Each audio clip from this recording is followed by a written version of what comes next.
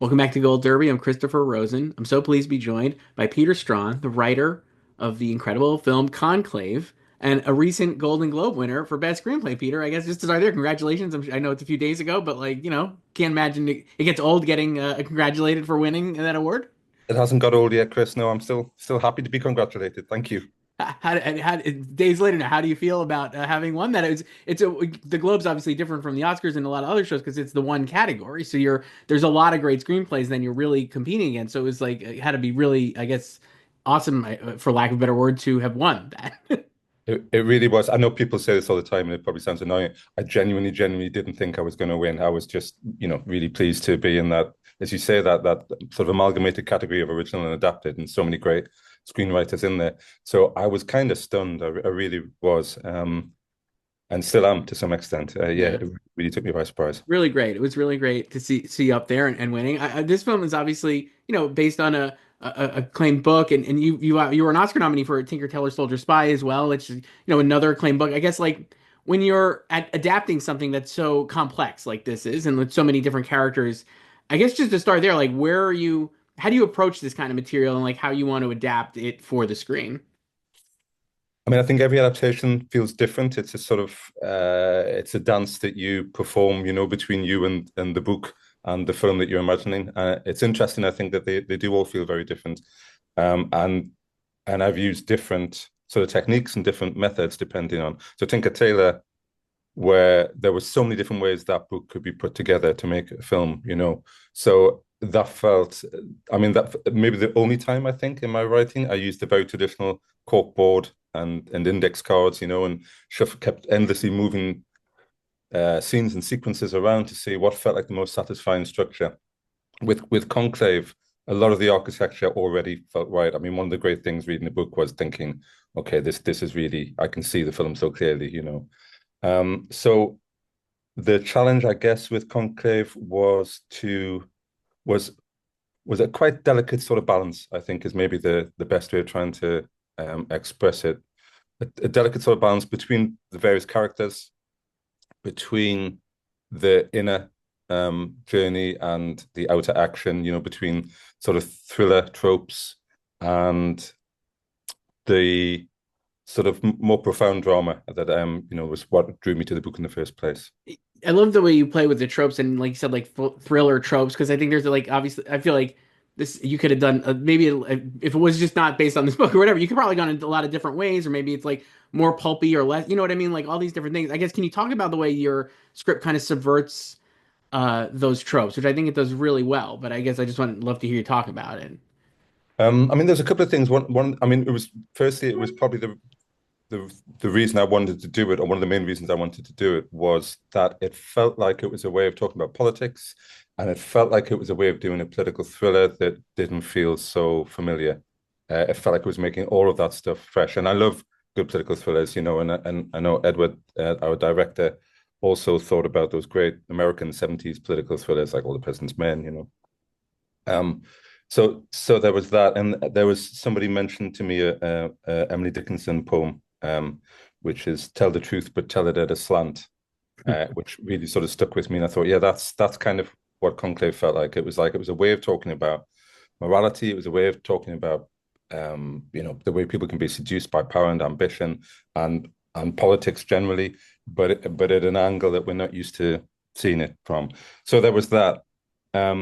And then there was a kind of comic absurdity in playing some of those thriller tropes in this setting with these men who are, middle-aged cardinals.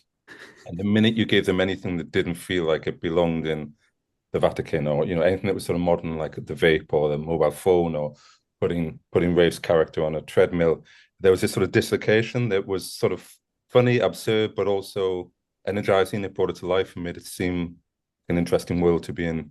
Yeah, it But, absolutely but is. in, Yeah. sorry, but Go in ahead. terms of Chris, just in terms of that thing about trying to get the balance right, I was aware that um, you know, we could tip too far by having cardinals doing, there's something potentially absurd in a bad way about a cardinal who's been a detective. It could tip Right. into being a kind of going. So it was really a fine balancing act all the way through, both in script and then in those beautiful performances and with Edward's great work as well, just to try and make sure we balance those two forces. It feels like you definitely hit the jackpot, I guess, or won the lottery with this cast. Like you cannot imagine, like every one of these actors is just so incredible. And when you know as they're being cast, and like Edward and the cast director is putting this cast together, does it like I don't even know, not embolden you, but does it feel like, oh, like this is really like all this stuff I put into the script is really going to work because I know they're going to be able to like find the subtleties and nuances, especially with Rafe. I feel like obviously being in every scene, he's just incredible performance, and like, yeah, does it make it like work even better than you even hoped? I guess. Absolutely. I mean, with adaptations, usually one of the big challenges is, especially, with a book that's well written or a kind of more literary book, there's a lot of internal narrative. There's a lot of what's going on in the characters' minds, what's going on in their emotional life. And the challenge is always, well, how do you make that external? How can you make that either a line of dialogue or you know, and the better the actor, the less you have to worry about that. And it's a classic example where you could. I mean, the process from the book to the script was one of boiling down and excising, and then the process from script during the shoot was boil down and excise further because you don't need some of this stuff because Rafe can do it and Stanley can do it and Isabella can do it. Yeah. I mean, there's a moment where Isabella gives a tiny little twitch of one corner of her mouth, and you sort of think, that's all you need for that moment in the film. So yeah, absolutely. It's an incredible resource to have that means your job's so much easier. You mentioned how the film obviously you get to talk about like the political things and like like make it very modern, but with that slant. I also think, I mean, I think it's like I'm a lapsed Catholic. I grew up as a Catholic. I went to church and stuff, and I was like, man, I found it like really profound the way you discuss faith. I thought that was like beautiful the way that you're saying like uncertainty is faith, and like I just found that almost subversive. Not like you don't want to say like it's a pro faith movie, but I'm like, man, you really think about like if you think about somebody who's like an atheist, which is God love them or whatever. But I was like, man, the idea that uncertainty or that certainty is like diametrically opposed to faith, and that faith is all about that uncertainty. I just found that really like profound almost. Like I said, I've seen this movie like three times. I just love that aspect of it. Can you talk a little about that? Because obviously, like you don't need to mention. I like Megan Kelly was like, oh, it's anti-Catholic and stuff, and what I just was like, man, that feels completely off base based on what is actually present in the film as a viewer and as a Catholic or a former Catholic, I guess. But I was like, I would love to hear you like talk about that and how you approached the faith aspect of it because I really do. Like I said, I think it's just so kind of really profound. I mean, I'm the same as you, Chris, same background. I was brought up in a very devout Catholic household, and I went to a Catholic school. I was an altar boy, so it was very much part of my youth, and it's still, I think once a Catholic, always a Catholic. It doesn't Yeah. quite, you don't really leave it behind in some ways, and it feels like home to me, especially because my parents were such devout Catholics. So I never felt, and I was never interested in coming at this from the outside with a kind of axe, to hack it down. And the thing I found so interesting about the book was that it's kind of a critique, amongst other things, of the Catholic Church, but from within the church, from characters who are believers and who are members of the church. And I found that really interesting. Um, and yeah, same as you, I kind of, it feels to me like a really Catholic, um, eternal sort of narrative that you must, um, inspect your soul basically to see if you're wandering off the path of righteousness, both as an individual and as a system, as the church. And this endless conflict between the world and the spiritual, the worldly and the spiritual. And I suppose, especially in some ways with the Catholic Church, because it inherited from the Roman Empire this an empire essentially, and you go to the Vatican and you feel that. I mean, that those buildings are there to inspire kind of awe in a way. Hmm. There's a very worldly power to the Catholic Church, which is often wielded for good. I think I'm not an apologist for them, and there's obviously many things you could be critical of the Catholic Church about, but I didn't feel that was really what Conclave was going to try and do. Yeah, no, I don't. Yeah, I don't think it does either. And I was like, also, like, I think you're like the film is like it's maybe critical of the institutions or acknowledging that there are issues with the institutions, but the actual faith and the belief is like unwavering. I just found that really, really profound. Like I said, Yeah, yeah. I mean, I guess I mean, I suppose the touchstone kind of hero of the thing is Benitez, who is the man of faith, who you Hmm. feel is supposed to have the closest connection to God. And what made for me, what made Ray's character so moving was someone who's a little lost, a little defeated, who's has doubts. It just felt, incredibly sympathetic and human. And in fact, the sermon that he gives, the homily that he gives, where he says, give me a pope who doubts, when I remember reaching that point in the book and thinking, oh, okay, I want to do this. It felt kind of, and it's in a little quiet, middle-aged dusty sort of way, it felt quite radical.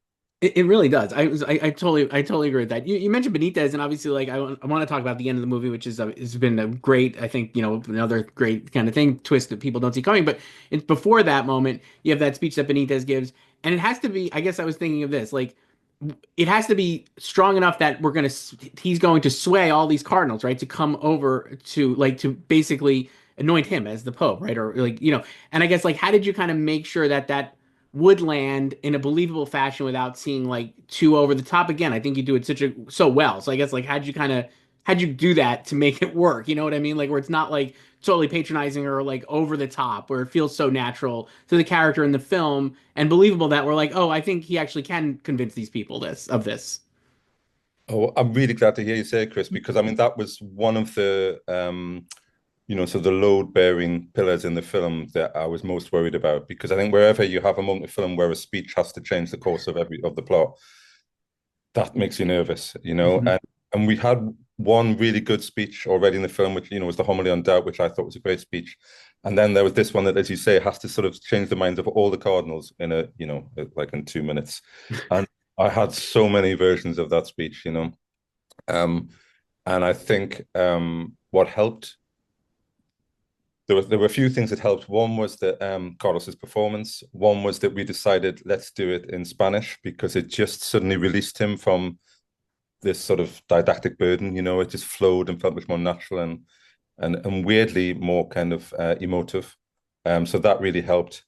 And then the other thing, we added some scenes which we hadn't originally had, which gave sort of a little bit of time, a sense of what he just said, sinking into the Cardinals before they go back in for the vote.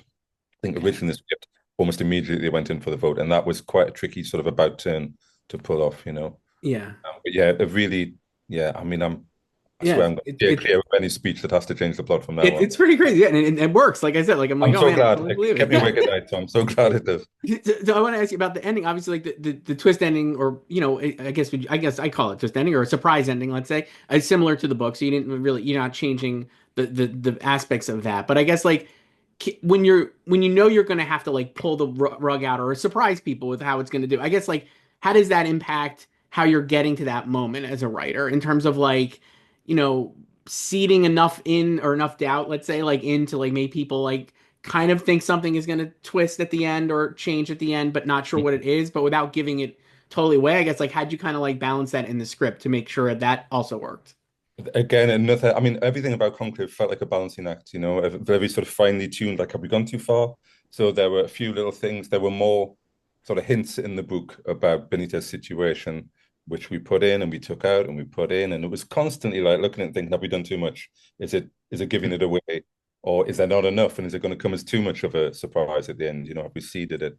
Um, so yeah, that was part of that same process, really. And then the other thing again that we did was because in the book it really is right at the end you find out the truth about Benitez, and that felt tricky. So we wanted a little bit of space, a bit of air to breathe. After Rafe's character finds out the truth about Benitez, to because I didn't want to leave him in the place where he's just like shocked and horrified at what he's done. You wanted to take him to the point where he is reconciled and think, okay, this is the right road we're on now for the future. You want to see him understand and accept that. Yeah, So and that then helped yeah. well. And then the movie ends on that incredible last shot too, which I love of the nuns walking out. I guess was that something that you and Edward came up like how'd you like or did you come up with like how did that like come together? Because I No, think that's like one of the great last shots of the year I probably. Yeah. completely agree. I love that last shot, and it was Edward found that. Okay. We went through various sort of endings. Of I think for the first few drafts of the film, it ended on the balcony with the Pope going out, and because I'd sort of thought, well, we've been trapped in this, haunted house really for so long, and now the shutters are going up and we can go out into the world. Let's see the world that's been waiting. So, but I think it was Edward who said, I don't think we need to do that. That's not the most interesting thing to do, and I agreed with him. So then we thought, well, let's stay with Rafe. Let's not go on the balcony with, the Pope being announced to the world. Let's stay with Rafe, just as he sort of is packing his bag and leaving. And we had a few different versions of that. And then there was just this shot that Edward had, which was of the three young nuns coming out and chatting. And it was him that said this, that's it, that's that sense of this hopeful, very different future that could lie ahead, which I agree. I love that shot. It's wonderful, and it's a wonderful film like we're talking about here. Peter Straughan, the screenwriter for Conclave, just incredible work, and congratulations again on the Golden Globe nomination, and good luck here as Oscar voting has opened. But thank you so much for doing this. Thank you very much, Chris. It's an absolute pleasure.